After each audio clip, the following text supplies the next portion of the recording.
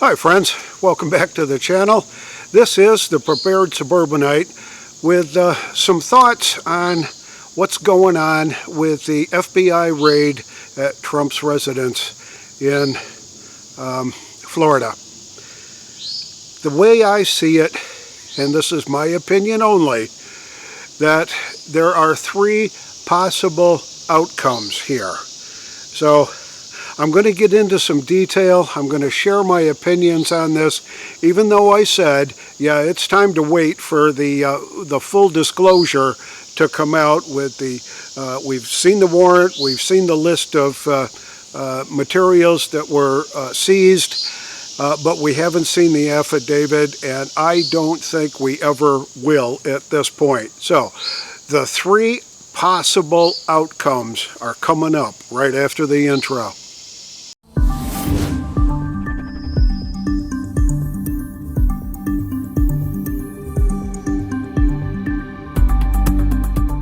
So option number one, in my mind, is pretty simple, that the DOJ and the FBI have enough solid evidence, both in the affidavit and based on their investigation of the documents that were at Mar-a-Lago last Monday, the 8th, that they have enough grounds to indict Donald J. Trump with a number, potentially a whole number of egregious crimes.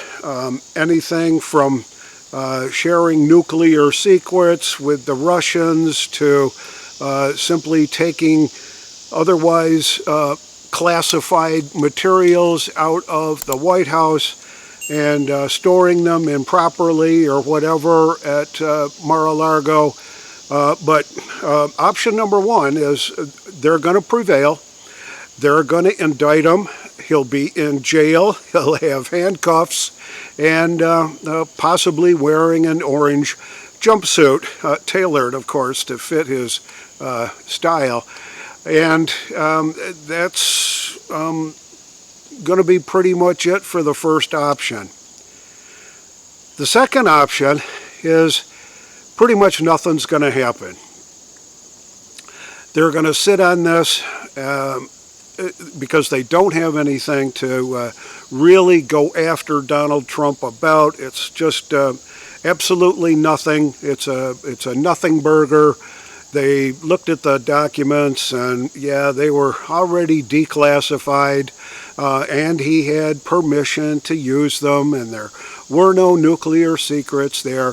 So it'll all just kind of go up in a puff of smoke, and we won't ever hear a thing about it. 3 months from now, nobody will even remember that this happened, because nobody's going to follow through on it because they didn't find a thing. And the third option is that given that there's a potential chance, in my opinion, of the second option actually being the option that's out there, and the third option, I think, based on that, would be that that Trump would file a civil rights action against the federal government for violating his civil rights under the Bill of Rights, illegal search and seizure, the lack of due process, all that kind of stuff. And I think that's a relative possibility. I'd really like to know what you folks are all thinking out there about what you see as the potential outcomes from this kind of craziness that's going on in Washington, D.C. right now with the FBI and the DOJ.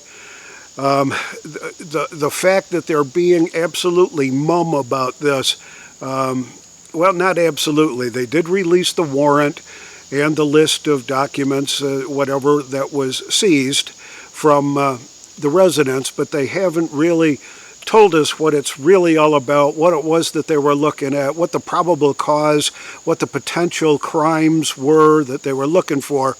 And I think we have strayed far enough off the historical path here to realize that it's becoming much more normal to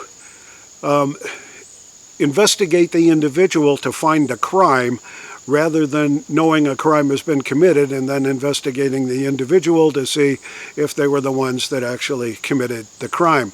I think the coin has flipped here, that the stage is looking at this from an opposite point of view.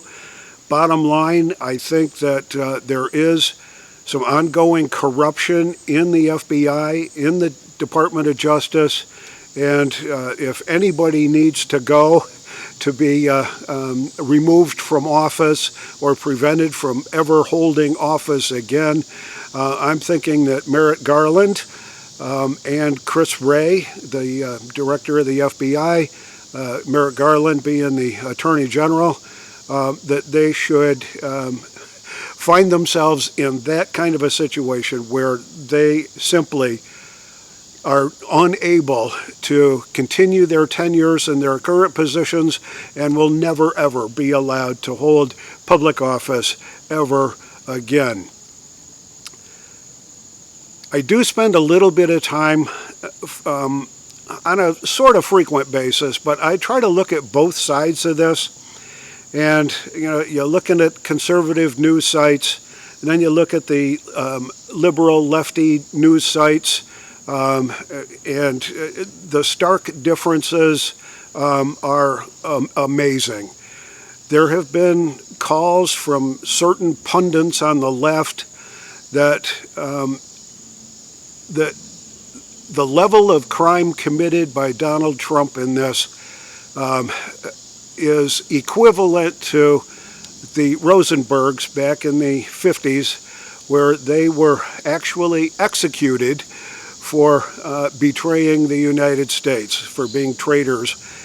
And they're trying to pin the equivalency to Donald Trump on this, and saying that, yeah, you should be executed. Well, that's pretty far-reaching, and that's about as far-reaching as I think they dare to go at this particular point in time.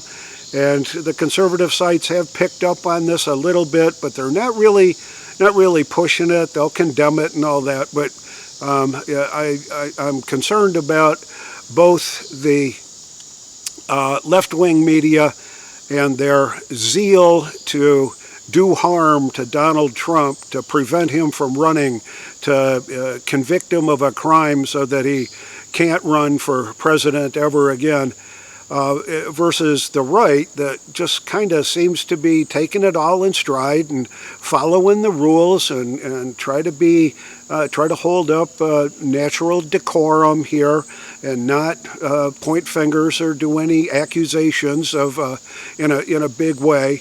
So I'm disappointed, I think, in both sides. But when we get right down to it, I think there's only going to be a potential for three outcomes. That the FBI and the DOJ are going to win, and they're going to indict them, and they're going to get convictions for whatever various crimes they can conjure up. Second option is that, poof, nothing's going to happen at all. It'll just kind of disappear into the background. It was like, oh, nothing ever happened.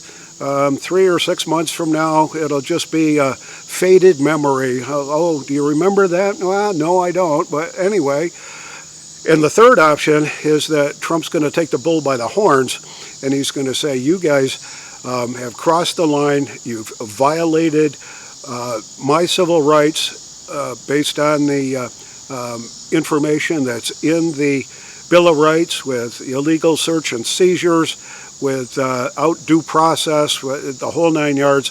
And I think that exists as a real big possibility for Donald Trump to prevail in all this. Let me know what your thoughts are.